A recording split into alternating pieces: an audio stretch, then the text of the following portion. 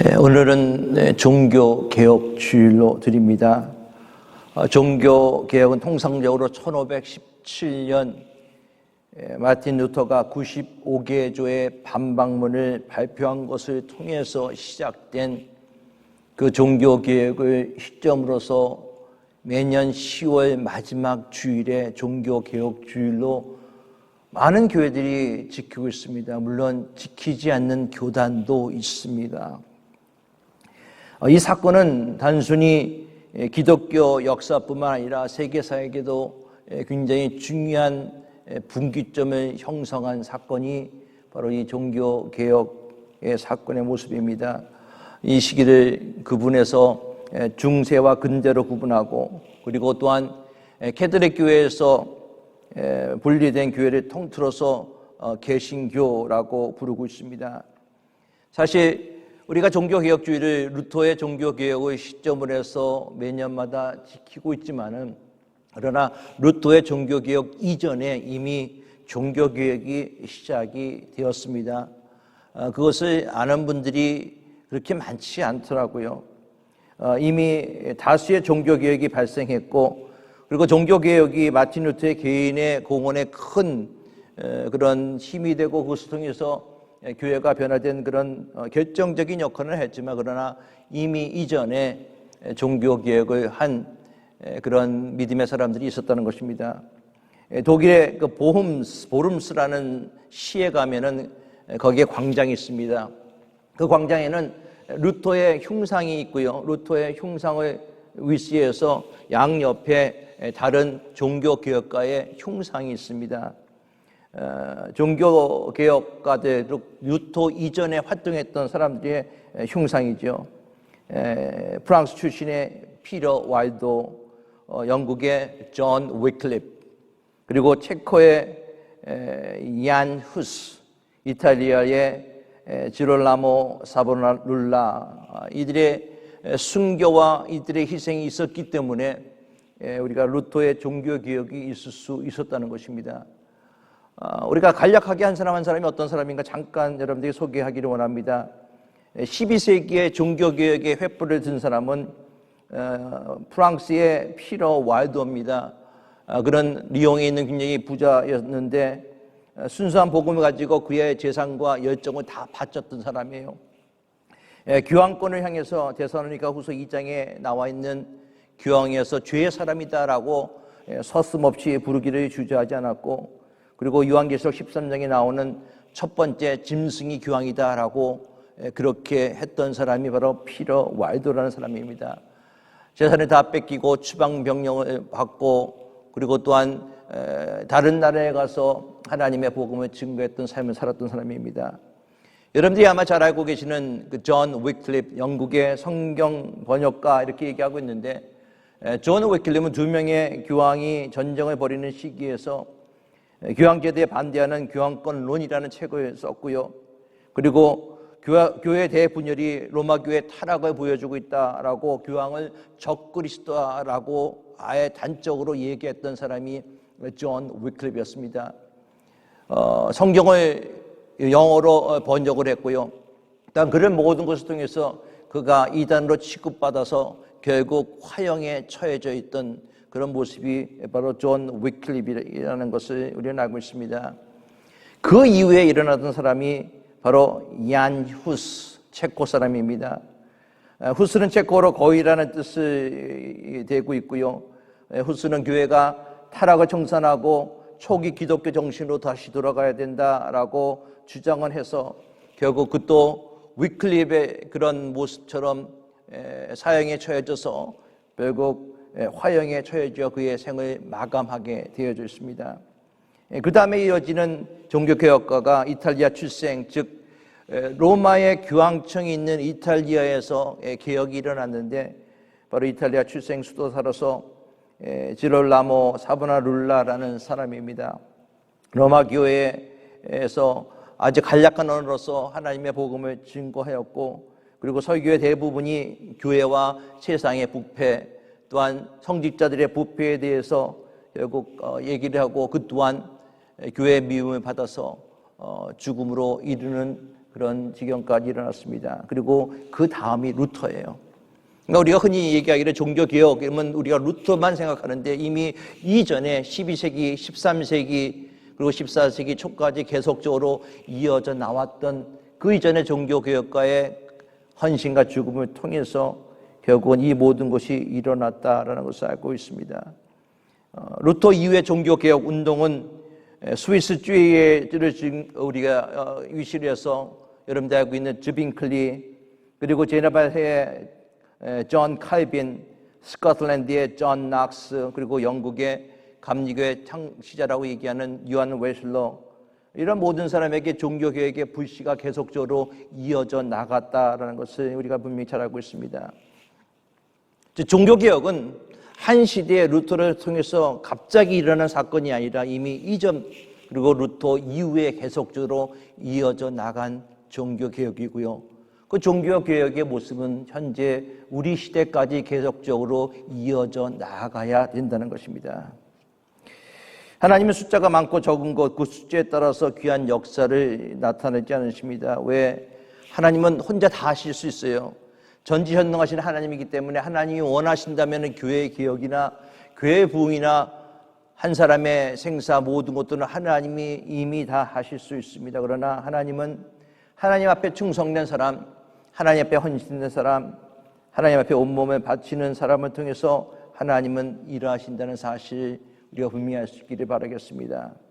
저와 여러분들이 하나님이 찾으시는 한 사람, 하나님의 말씀에 목숨 걸고 또한 하나님의 그 말씀을 가지고 세상을 바꾸기를 원하는 또 한 사람의 개혁자의 모습으로 주님 앞에 나아가는 저와 여러분들이 다 될 수 있기를 예수 그리스도의 이름으로 축원합니다.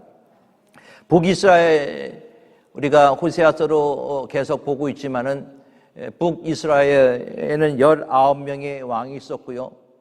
여러분들 지난주에 제가 말씀드렸고 그리고 남유다에는 20명의 왕이 있었습니다. 오늘에 대한 사건은 남유다 왕인 요시야 왕에 대해서 여러분들과 함께 나누기를 원합니다.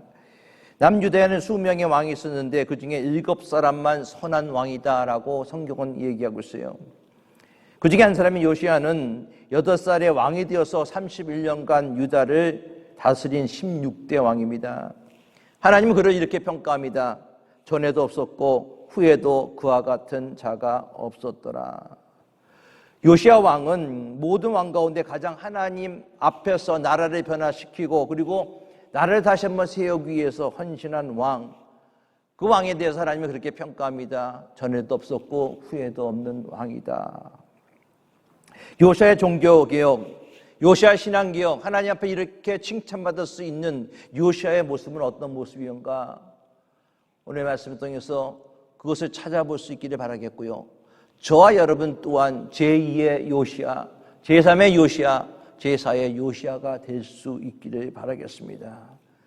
바로 그렇게 될 때 이 세상이 다시 한번 하나님의 나라로 여러분들이 변하는 놀라운 역사가 일어나게 될 것입니다. 자, 그렇다면 요시야 왕은 과연 어떤 왕이었는가? 첫째로 요시야 왕은 정직한 왕이었습니다. 열왕기하 22장 2절 말씀을 한번 같이 봅니다. 22장 2절 말씀입니다.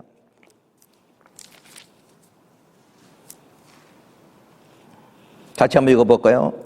시작. 요시야가 여호와 보시기에 정직히 행하여 그의 조상 다윗의 모든 길을 행하고 좌우로 치우치지 아니하였더라. 요시야가 하나님 앞에 인정받을 수 있는 가장 큰 것이 무엇인가? 성경은 그를 정직한 왕이다라고 얘기하고 있습니다. 하나님 앞에서 바로 살았다는 거예요. 세상 사람들이 나를 알아주지 않는다 하더라도 하나님만 알아주시면 됩니다라는 마음으로 살았다는 것입니다. 우리는 이제 자꾸만 세상 사람들이 나를 알아주기를 원하는 마음이 많이 있어요. 그렇기 때문에 사람들 눈에 우리가 인정받기 원해서 그 사람들의 마음을 우리가 맞는 말을 할 때가 상당히 많이 있습니다. 그러면서 거짓을 얘기할 수도 있고요. 정직은 무엇인가? 정직은 하나님이 원하시는 모습으로 사는 거예요. 그러니까 우리가 정직하지 않는 이유는 하나님이 원하시는 모습이 아니라 자기가 좋아하는 대로 살기 때문입니다. 반대로 하나님이 원하시는 모습으로 살아간다면 정직하게 사는 것이고요. 그러면 하나님이 인정하는 사람이 될 수 있다는 것입니다. 종교 신뢰도 조사에 항상 우리가 그 결과를 보면은 교회가 가장 낮은 순위로 나와 있다는 것을 우리는 잘 알고 있습니다. 사람들은 교회 다니는 사람들이 더하다고 하고 각종 비리 사건에도 기독교인이 빠지지 않는 이유가 과연 무엇인가? 교회 지도자들이 깊이 반성하고 책임을 느껴야 합니다. 더불어 교회가 하나님의 뜻을 전하는 예언자적인 역할을 과연 했는가? 사람들에게 위로를 주고 사람들에게 축복의 약속만을 주는 기복신앙만으로 교회를 만들지 않았는가? 교회가 양적인 부흥으로만 나아갔던 그런 모습은 아닌가? 다시 한번 우리가 생각해 볼 필요가 있다는 것입니다. 베드로전서 2장 12절에는 이렇게 얘기합니다. 너희가 이방인 중에서 행실을 선하게 가져 너희를 악행한다고 비방하는 자들로 하여금 너희 선한 일을 보고 권고하시는 날에 하나님께 영광을 돌리게 하려 함이라. 우리 그리스도인들이 정직하게 진실하게 선하게 살아야 될 이유가 바로 여기에 나왔습니다. 하나님 앞에 영광을 돌리게 하기 위해서. 즉 그리스도인으로 이 세상에 살아가야 될 이유가 정직하게 살도록 함에 있다는 것이죠. 그것이 하나님이 원하시는 뜻이라는 것입니다. 그런데요, 우리를 슬프게 하는 그런 것이 있습니다. 무슨 내용인지 하면은 정직하게 살면 손해본다. 바로 이 생각 때문에 모두가 손해보는 것입니다. 이 땅에 정직함이 사라지고 있는 때라면은 우리 믿는 사람들은 더욱더 정직하게 살아가야 될 필요가 있다는 것이죠.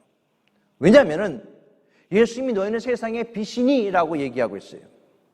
어두울수록 빛은 작은 빛이라도 크게 빛나기 때문입니다. 모든 사람이 정직하게 살아가지 않는다 하더라도 예수 믿는 사람들은 정직하게 살아가야 된다는 것이죠.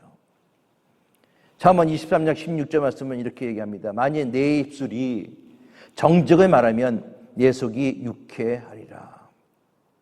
정직한 사람은 유쾌하다는 거예요. 정직한 사람들은 기쁜 삶을 살아갈 수 있다는 것입니다. 하나님이 복을 주시는 거예요. 시편 51편 10절 말씀처럼 하나님 내 속에 정한 마음을 창조하시고 내 안에 정직한 영을 새롭게 하소서. 이런 마음이 우리 속에 있어야 된다는 거예요. 여러분, 종교교회의 시작은 어디서부터 일어나는가? 바로 내가 먼저 정직한 사람이 돼야 된다는 것입니다. 하나님 앞에서, 사람들 앞에서 내 스스로 과연 나는 정직한 사람인가? 나를 다시 한번 돌아볼 수 있기를 바라겠습니다. 비록 내가 정직하여서 내가 손해보는 일이 있다 하더라도 하나님께서는 그 손해를 채워주시는 하나님이심을 믿으시기 바라겠습니다. 그것이 진정한 개혁의 시작이에요. 두 번째로 요시야 왕은 우상을 제거하는 결단을 합니다. 24절 봅니다. 요시야가 또 유다 땅과 예루살렘에 보이는 신접한 자와 점쟁이와 드라빈과 우상과 모든 가증한 것을 다 제거하였으니 이는 대제사장 hil기야가 여호와의 성전에서 발견한 책에 기록된 율법의 말씀을 이루려 함이니라. 요시야는요 8살 때 왕이 되었습니다. 지금으로 따지면 초등학교 1학년, 2학년이에요. 그렇죠? 여러분들 뭘 알겠습니까? 요시야가. 그의 할아버지는 므낫셋이라는 왕입니다. 아주 악한 왕이다 라고 성경은 기록되어 있어요. 그의 아버지도 아몬 왕입니다. 성경은 또한 그 또한 악한 왕이다 라고 얘기했어요. 할아버지, 아버지가 다 악한 왕이에요. 그런데 그 아버지가 22세 때 2년 만에 부하들에 의해서 죽임당하고 요시야가 8살 때 왕이 되었습니다. 무엇을 알겠습니까? 아무것도 모르는 그런 나이에 왕이 됐어요. 그런데 성경을 보면은 그가 18살이 돼가지고 즉 8년이 지난 후에 하나님을 찾았다라고 얘기합니다. 역대하 34장 3절 말씀에 이렇게 기록되어 있어요. 아직 어렸을 때 곧 왕위에 있은 지 8년에 즉 8살 때 왕이 되었고 왕위에 있은 지 8년에 즉 16살이죠. 그의 조상 다윗의 하나님을 비로소 찾고 제12년에 유다와 예루살렘을 비로소 정결하게 하여 그 산당들과 아세라 목상과 아로 새긴 우상들과 부어 만든 우상들을 제거하여 버리매. 아직 어렸을 때 곧 왕이 있은 지 8년에 그의 조상 다윗의 하나님을 찾았다는 것입니다. 즉 그는 그의 삶의 모든 기준이 하나님에게 뒀다라고 우리가 말할 수가 있는 거예요. 하나님이 그와 함께 하셔서 놀라운 일을 이루어 주셨습니다. 요시야 왕이 12세가 되었을 때 본격적인 개혁, 20세가 되었을 때 본격적인 개혁을 시작합니다. 하나님이 미워하시는 우상은 다 제거해버려요. 그런데 우상이 무엇입니까? 하나님보다 더 사랑하는 것이 우상이에요. 요시야는 그 우상 제거하는 것이 얼마나 힘든 것인가, 그의 할아버지의 모습을 통해서, 아버지의 모습을 통해서 그는 이미 보아였습니다. 여러분들 기존의 사고방식이 바뀐다는 것은 상당히 힘들어요. 그러나 그는 개혁을 단행하기 시작했습니다. 근데 그 개혁을 어떠한 단행했는가? 역대하 34장 4절 5절 보니까 이렇게 기록되어 있어요.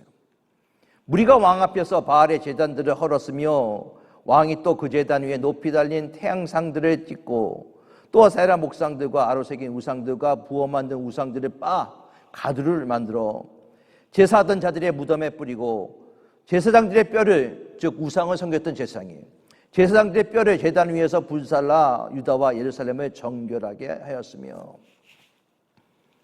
그저 우상만을 여러분들 청결한 것이 아니라 모든 우상을 다 멸해서 빻아서 가루로 만들어버리고 우상을 섬겼던 제사장들도 무덤 속에 파서 뼈를 가져다가 다 빻아버려서 불살라버렸다는 거예요. 아주 철저한 개혁을 바로 요시야 왕이 해왔다는 것을 우리가 볼 수 있습니다. 이것을 통해서 하나님이 우리에게 원하시는 것은 무엇인가? 여러분들, 하나님의 축복을 받기 위해서는 우리가 우상을 제거해버려야 돼요. 영적으로 다시 회복이 돼야 되는 것입니다. 정결하게 돼야 돼요. 아주 철저하게 하나님 앞에 깨어짐의 역사가 우리에게 일어나야 된다는 것입니다. 우리는 오늘날 너무나 많은 우상들을 섬기고 살아가고 있습니다. 먼저 나라는 우상이에요. 가장 심각한 우상이죠. 그리고 또한 물질적인 우상, 쾌락주의 우상, 인본주의의 우상, 돈이면 다 된다는 우상, 교만의 우상, 이런 모든 우상들 가운데서 우리는 살아가고 있습니다. 그런데 그런 모든 우상들을 철저하게 우리가 버리지 않으면은, 부숴버리지 않는다면은, 말씀에 나온 것처럼 여러분들 적당히 버리는 것이 아니라 모든 것을 다 빻아서 가루로 만들어버리고 하나님 앞에 회개로 나아가지 않는다면은 개혁은 결코 있을 수가 없다는 것입니다. 우리 안에 버려야 될 것들, 우리 안에 부서져야 될 것들 다시 한번 생각할 수 있게 바라겠습니다. 성령을 통해서 그것이 다 불타 없어버려야 되는 것이죠. 우상들을 우리의 삶 가운데 제거합시다. 그리고 하나님의 말씀에 서야 돼요. 바로 요시야 왕은 그것을 하였고, 그래서 여기서 하나님은 전에도 없었고 후에도 없는 왕이다라고 칭찬받을 수 있었다는 것입니다. 세 번째로 요시야 왕은 하나님의 말씀을 철저히 실천한 왕입니다. 24절을 다시 봅니다. 요시야가 또 유다 땅과 예루살렘에 보이는 신접한 자와 점쟁이와 드라빈과 우상과 모든 가증한 것을 다 제거했으니 이는 대제사장 hil기야가 여호와의 성전에서 발견한 책에 기록된 율법의 말씀을 이루려 함이니라. 요시야가 왕이 된 지 18년, 즉 6년이라는 기간에 거쳐서 끈질긴 종교개혁을 하는 거예요, 여러분. 나라 안에 있는 모든 우상들을 깨끗이 청소해버렸습니다. 그리고 순 돌릴 틈 없이 성전을 수리하기 시작했어요. 성전을 수리하는 과정 가운데서 한 가지 사건이 일어납니다. 대제사장 hil기야가 성전에서 율법책을 발견한 거예요. 여러분들 이상하지 않아요? 성전에서는 당연히 율법책이 있어야 되죠. 그렇죠? 당연한 거예요. 그런데 성전의 율법책을 발견했다는 것은 누군가 숨겨뒀다는 것이죠. 왜 숨겨뒀을까요? 바로 요시야의 왕의 할아버지 므낫셋, 그의 아버지, 그 이전에 있는 왕들은 악하였기 때문에 하나님을 대적하고 하나님을 멀리하고 심지어 하나님의 말씀까지도 태워 없애버리는 그런 악한 일들을 자행했다는 것입니다. 그것을 방지하기 위해서 누군가 하나님의 말씀을 숨겨뒀다는 것이죠. 그런데 그것을 대제사장 hil기야가 발견한 것입니다. 율법책을 발견한 대제사장 hil기야는 그것을 서기관 사반에게 주어서 요시야 왕에게 전달하도록 했습니다. 사반은 그것을 요시야 왕에게 가지고 나가서 소리내어 읽기 시작했어요. 한 구절 한 구절 하나님의 말씀을 읽을 때마다 요시야 왕이 가슴을 치면서 옷을 찢으며 회개하기 시작했습니다. 여러분, 하나님의 말씀을 들을 때 우리는 그런 마음이 있어야 돼요. 우리의 가슴을 찢고 옷을 찢으며 우리의 마음을 찢으며 하나님, 나는 죄인입니다. 나를 용서해 주시옵소서. 내가 범죄했습니다. 내가 잘못 살았습니다. 하나님의 뜻대로 살아가지 못했습니다. 그런 고백이 오늘날 예배 속에서 일어나야 되는 거예요.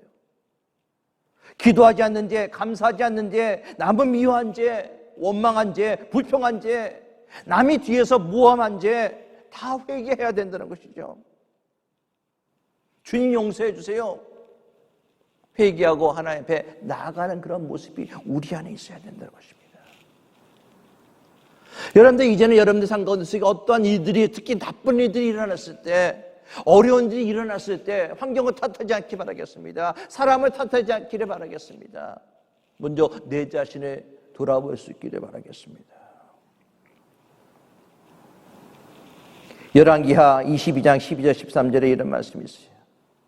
왕이 hil기야와 사반의 아들 아히감과 미가의 아들 악볼과 서기관 사반과 왕의 시종 아사에게 명령하여 이르되, 너희는 가서 나와 백성과 온 유다를 위하여 이 발견한 책의 말씀에 대하여 여호와께 물으라. 우리 조상들이 이 책의 말씀을 듣지 아니하고 이 책에 우리를 위하여 기록된 모든 것을 행하지 아니하였으므로 여호와께서 우리에게 내리신 진노가 크도다. 말씀을 보니까요, 너무나도 안타까운 거예요. 우리의 조상들이 우리가 하나님의 뜻대로 살지 못했기 때문에 하나님의 진노가 큰데 우리가 이 진노를 피할 길이 어디에 있는가? 선지를 통해서 하나님께 물어서 알아보라 라고 얘기하고 있어요. 근데 하나님이 선지를 통해서 이렇게 말씀하십니다. 내가 너의 때에 이 재앙을 내리지 않겠다라고 얘기하고 있어요. 그 말씀을 들은 요시야는 모든 백성에게 하나님의 말씀을 선포하고 있습니다. 하나님이 여러분들을 징벌하지 않으십니다. 하나님은 사랑이십니다. 하나님을 믿고 하나님 앞에 나오시는 여러분들의 모습 되시기 바랍니다. 여러분들이 있는 모든 우상들을 버리고 철저히 주님과 동행하는 여러분들의 모습 되기 바라겠습니다. 말씀만을 의지하고 말씀에 신뢰하는 삶을 살아가기를 원합니다. 말씀을 지켜야 됩니다. 말씀대로 살아가야 됩니다. 그것이 큰 축복입니다 라고 얘기하고 있어요. 여러분들, 종교개혁은요, 여러분들 잘 알고 있듯이 다시 말씀으로 돌아가는 거예요. Sola Scripture, 오직 성경이라고 얘기하고 있습니다. 오직 성경, 하나님 아는 지식. 호세아서 4장 6절은 내 백성이 하나님 아는 지식이 없으므로 망한다라고 얘기하고 있어요. 하나님의 말씀보다는 세상의 권위, 교황의 권위, 그 권위를 더 소중히 여겼기 때문에 백성에게 맹목적인 복종을 강요했고, 그 강요를 통해서 교회가 타락하기 시작했고, 성제가 타락하기 시작했고, 그것을 통해서 종교개혁이 시작됐다는 사실을 우리가 잘 알고 있습니다. 그래서요, 다시 성경으로 돌아가야 돼요. 칼빈은 이렇게 얘기합니다. 오직 은총으로, 오직 믿음으로, 오직 성경으로, 오직 하나님의 영광을 위해서.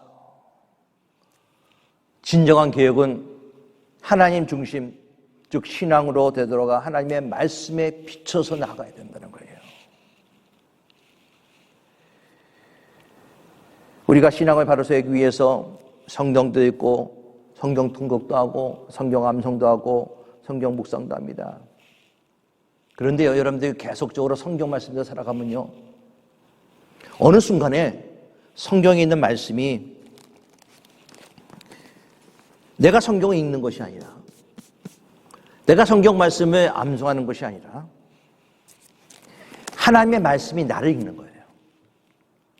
하나님의 말씀을 내가 암송할 때 하나님의 말씀이 내가 되는 것이죠. 어느 순간에 여러분들 그렇게 변해야 돼요. 그래서 내가 하나님의 말씀을 읽는 것에 끝마치는 것이 아니라 이 말씀을 읽을 때 하나님의 말씀이 나를 읽어요.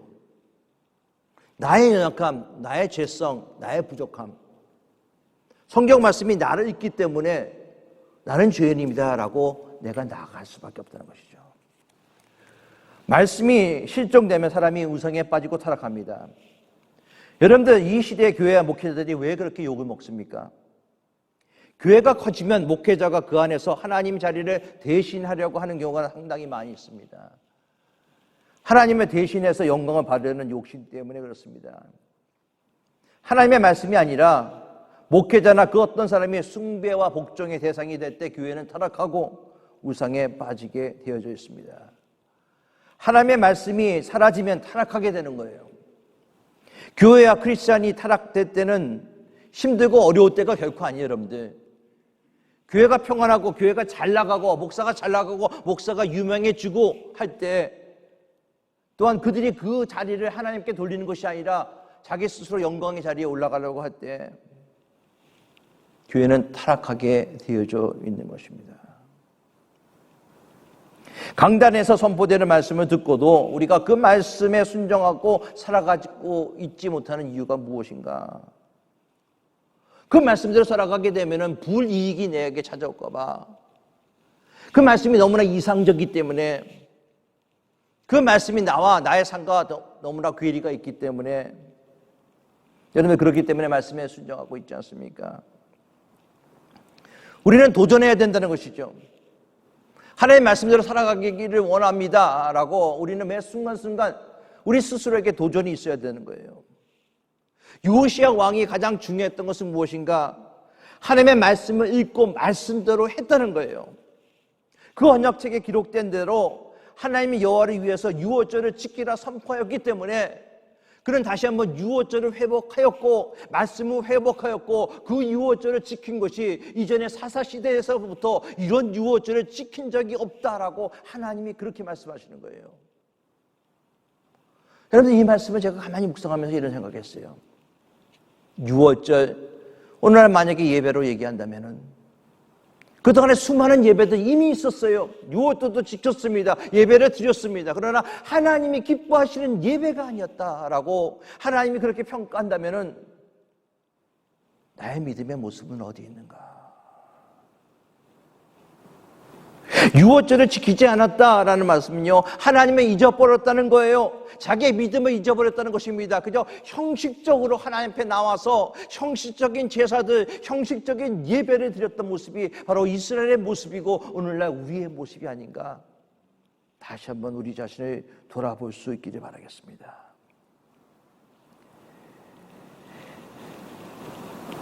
이스라엘은 430년간 애국살이 종살이를 하였습니다. 하나님의 사랑과 하나님의 인도하심을 통해서 마지막 재앙 가운데 속에서 하나님이 그들의 민족을 살려주시고 출애굽하게 해주셨어요. 그것이 유월절 사건 아닙니까? 근데 그 유월절이 사사시대 이후에 제대로 지켜지지 않았다라고 성경을 기록하고 있어요. 유월절을 지키지 못한 700년이에요. 하나님의 율법이 무시되고 하나님의 영광이 훼손되었고 하나님보다는 우상을 더 사랑했던 이스라엘 민족들의 모습, 우리가 하나님이 기뻐하시는 예배를 바로 드리지 못했기 때문에 오늘날의 교회의 어려움들, 오늘날의 사회의 어려움들이 우리에게 이렇게 오지 않았는가 다시 한번 살펴볼 수 있기를 바라겠습니다. 유월절은요, 예수의 십자가 사건을 상징한다라는 것을 우리가 잘 알고 있습니다. 유월절 어린 양은 온 인류를 위해서 속죄의 피를 흘리고 돌아가신 예수 그리스도를 예표합니다. 독생자 예수 그리스도를 십자가에 못 박혀 죽으시고 우리를 사랑하신 하나님의 그 사랑이 유월절을 통해서 우리에게 나타났다는 사실을 잘 알고 있습니다. 그런데 유월절을 회복했다는 것은요, 십자가의 신앙을 회복했다는 거예요. 우리가 죄와 절망 가운데 죽을 수밖에 없는 우리가 십자가의 공로를 통해서 하나님의 자녀가 되었고 하나님이 우리를 통해서 다시 한번 사용하기를 원하신다는 것입니다. 그렇다면 요시야 왕이 정말 하나님이 기뻐하시는 온전한 유월절을 드렸듯이 오늘날 하나님이 우리에게 원하시는 것은 무엇인가? 오늘날 교회에게 필요한 것이 무엇인가? 바로 십자가의 신앙의 회복이에요. 그리고 또 성령 충만한 것입니다. 그래서 우리는 이렇게 기도해야 돼요. 주님, 우리가 십자가의 신앙을 다시 한번 회복하기를 원합니다. 주님, 우리가 말씀으로 변화되기를 원합니다. 주님, 우리가 성령 충만하기를 원합니다. 인간의 중심, 인간의 고집, 인간의 모든 불순종을 통해서 이 사회가 힘들고 교회가 힘들고 우리의 가정이 힘든 것이 아니라 내가 변화받아 다시 한번 십자가의 신앙, 그 신앙이 다시 한번 회복되기를 원합니다. 첫사랑이 회복되기를 원합니다. 그런 마음이 우리에게 있어야 된다는 것이죠. 그렇게 될 때 오늘의 말씀 25절처럼 요시아와 같이 마음을 다하며 뜻을 다하며 힘을 다하여, 어디서 많이 듣던 얘기였잖아요. 마음을 다하며 뜻을 다하며 힘을 다하여 모세의 모든 율법을 따라 여호와께 돌이킨 왕은 요시아 전에도 없었고 그 후에도 그와 같은 자가 없었더라. 여러분, 하나님을 섬길 때 우리가 이런 마음으로 섬겨야 돼요. 우리의 마음을 다하고 우리의 뜻을 다하고 힘을 다해서 말씀대로 살아가는 여러분들이 될 수 있기 바라겠습니다. 하나님이 요시아를 그렇게 극찬했잖아요. 자, 요시아 왕의 말년이 참 잘 나가야 돼요. 그러면요, 그렇죠? 근데 그렇지 않았습니다. 요시아 왕은 완전한 사람이 아니었어요. 그도 우리들과 같이 불완전한 사람이었습니다. 요시아는 영적으로 경건하고 하나님 말씀에 순종한 사람이었지만 정치적으로 외교적으로 미숙해서 잘못된 판단을 하였습니다. 그래서 일찍 세상을 떠나게 되는데, 열왕기하 23장 29절은 이렇게 얘기합니다. 요시아 당시에 애굽 왕 바른누고가 아수르 왕을 치려고 하여 유브라데 하수로 올라가므로 요시아 왕이 나가서 방비하더니 애굽 왕이 요시아를 무기도에서 만나본 후에 죽였더라라고 얘기를 하고 있어요. 요시아 왕은 미숙한 왕이에요. 하나님의 말씀을 가지고 하나님의 뜻을 가지고 하나님이 기뻐하시는 일을 하였지만, 그러나 정치적으로 미숙한 왕이 바로 요시아의 왕의 모습이다라는 것을 우리는 알고 있습니다. 즉 불완전한 왕이었다라는 것을 얘기하고 있어요. 여러분들, 우리도 완전하지 않습니다. 그러나 하나님이 요시아를 그렇게 축복했던 이유가 무엇인가? 그렇게 불완전한 모습이었지만, 그러나 그 일평생 가운데 속에서 하나님의 말씀대로 살아가기 원하고 그의 삶 속에서 잘못된 것을 다 버려보기를 원하는 그런 몸부림이 그에게 있었다는 것입니다. 여러분들, 우리에게 그런 몸부림이 있기를 바라겠습니다. 하나님의 말씀대로 바로 살기를 원합니다. 말씀이 그대로 된 것인가 내 스스로 내가 확인하고 확증하기를 원합니다. 그런 몸부림의 모습이 우리에게 있어야 된다는 것이죠. 그런데요, 그런 몸부림이 우리에게 없어요. 그저 편하게 신앙생활 하려는 그런 모습이 우리에게 있죠. 편한 교회 다니고 편하게 예수 믿고 내가 적당히 주님 앞에서 또한 봉사하고 주님의 영광을 드리면 된다. 정말 마음을 다하고 뜻을 다하고 힘을 다하여 하나님을 사랑하고 하나님 앞에 나아가는 우리의 모습인가? 다시 한번 생각할 수 있기 바라겠습니다. 말씀을 마칩니다. 요시아의 개혁은요, 먼저 자신이었습니다. 자신이 먼저 옷을 찢고 회개했어요. 그가 하나님을 찾았습니다. 사랑하는 여러분, 지금 우리는 어떻습니까? 누군가 변해야 된다고 생각하시는 분이 계십니까? 저 사람은 꼭 변해야 돼. 아닙니다.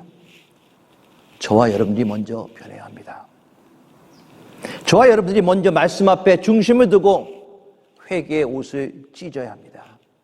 그래야 변화되는 것입니다. 내가 변하지 않고는 절대로 변할 수가 없습니다. 국민의힘 혁신위원장으로 선정된 인요한 교수, 아마 여러분 뉴스를 통해서 다 보셨을 것입니다. 인요한 교수는 연세대학교 의과 교수고요. 여러분들이 잘 알고 있듯이 유진벨의 증손자, 그리고 린튼 선교사의 외손자, 그의 가정이 4대째 한국에서 선교사로, 의사로, 학자로서 수고한 선교사의 집안입니다. 그가 국민의힘 혁신위원장으로 선정되어서 이런 말을 하였습니다. 고 이건희 회장의 말을 인용해서 이렇게 얘기합니다. 와이프만 하고 아이만 빼고 다 바꿔야 한다. 옛날에 이건희 회장이 그런 얘기를 했답니다. 와이프하고 아이만 빼고 다 바꿔야 한다. 국민의힘에 있는 많은 사람이 내려와야 한다. 이번에 다 바뀌어야 한다는 거예요. 여러분, 이것이 개혁입니다. 개혁이라는 단어 국어사전 정의에는 제도나 기구 따위를 새롭게 뜯어 고침입니다. 개혁이라는 단어에서 개자, 한문의 개자는요, 고칠 개입니다. 혁자는 가죽 혁자입니다. 똑같이 가죽을 의미하면 가죽 피하고 의미의 차이가 있습니다. 가죽 피는요, 그냥 가죽입니다. 그러나 혁이라고 얘기했을 때 피가 혁이 되는 거예요. 여러분들 무슨 말씀인지 아시겠죠? 가죽의 피가 혁이 되는 것입니다. 즉 피가 혁이 되기 위해서는 가죽을 벗기고 기름기를 제거하고 무드질하고 팽팽하게 펴서 말려야 되는 그런 작업이 필요합니다. 개혁도 마찬가지예요. 그래서 이현원 교수는 이렇게 얘기했습니다. 개혁은 가죽을 다듬는 철학이다. 오늘 한국교회 개혁의 역사적인 사명을 받았습니다. 시카고 이민교회의 역사적 사명을 우리가 받았습니다. 우리가 먼저 하나님의 말씀 앞에 우리의 옷을 찢고 마음을 찢으면서 불순종했던 우리의 마음을 회개해야 된다는 것이죠. 마음을 다하고 뜻을 다하고 하나님의 말씀에 순종하고 하나님의 계명대로 말씀대로 살아가는 그런 결단이 있어야 된다는 거예요. 온갖 수고와 노력이 우리 안에 있어야 된다는 것이죠. 그 수고와 노력이 여러분들이 없으면 개혁될 수가 없습니다. 변화될 수가 없는 것이죠.